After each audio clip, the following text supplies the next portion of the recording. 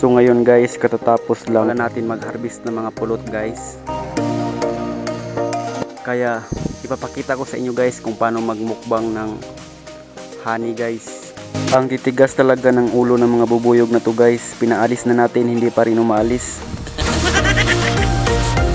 So ngayon guys, kakain na tayo ng pulot guys.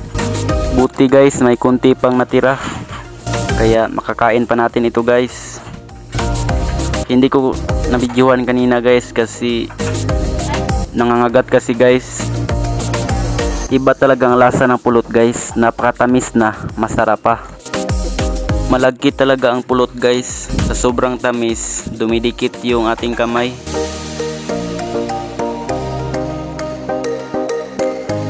Ito pala ang tinatawag na kalaba guys. Ito yung mga tae ng mga bubuyog.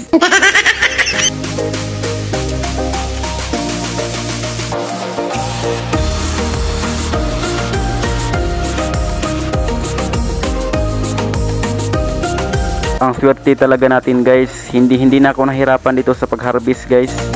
Kasi sa mababa na, madali lang kunin yung pulot. Ang titigas talaga ng mga ulo ng mga bubuyog na to guys. Pinapaalis ko na, hindi pa rin umaalis guys.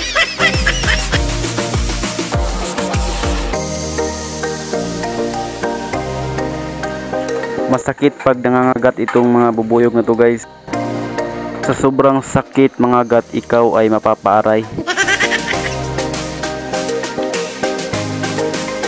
Buti guys, hindi tayo kinakagat ng mga bubuyog na to guys. Ito yung kanilang bibi ng bubuyog guys, kaya hindi sila nangangagat. Napakaraming honey ang nakuha namin dito guys.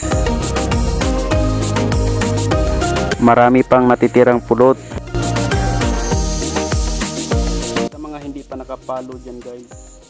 pa nakapalo dyan guys, i-follow nyo na ako guys.